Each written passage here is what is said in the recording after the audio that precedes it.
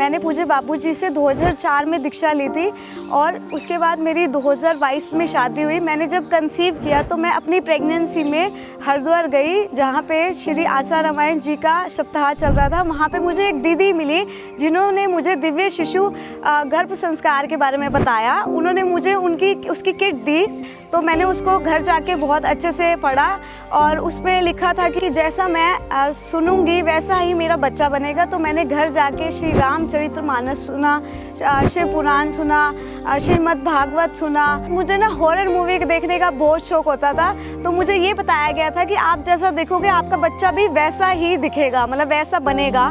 तो मैंने वो हॉरर मूवी देखना बिल्कुल बंद कर दिया और इसके साथ साथ मैंने बापूजी ने बताया कि संजीवनी टैबलेट और स्वर्ण प्राश खाना चाहिए जिससे बच्चे की हेल्थ अच्छी होती है, तो मैंने वो भी खाया।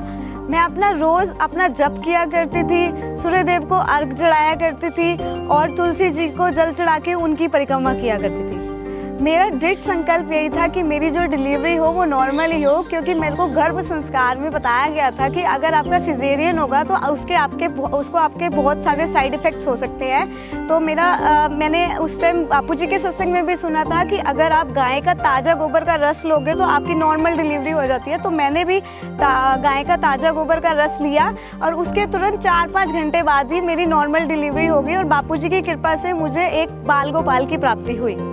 हमने अपने बेटे का नाम माहिर रखा है। माहिर को भजन सुनना बहुत पसंद है। कान्हा जी के भजन सुनता है तो वो नाचता है, ताली बजाता है, बापूजी की फ़ोटो की तरफ भागता है। तो मुझे बहुत अच्छा फील होता है कि मैंने उस टाइम जब वो पेट में था तो वो गर्भ संस्कार की बुक्स पढ़ी, तो उसका कहीं ना कहीं उसका फ़ायदा हुआ। तो मैं आप सबसे भी प्रार्थना करूँगी कि जब हमारे ऋषि मुनियों ने हमें गर्भ संस्कार के बारे में इतना अच्छा ज्ञान दिया है, तो हमें अगर इसे फॉलो करें तो हमारा बच्चा इससे कितना महान बन सकता है। जैसे आप सबको पता है आजकल के बच्चे गलत देख रहे हैं, बिना मोबाइल के तो वो खाना ही नहीं खाते, हर टाइम मोबाइल में ही लगे रहते हैं, पलट के जवाब देते हैं, अगर समझाओ तो समझते नहीं है, मानते नहीं है। अगर हम अपने बच्चों को गर्भ में ही संस्कार देंगे तो आगे जाकर उनको महान बनने से कोई रोक ही नहीं सकता। हरिओम।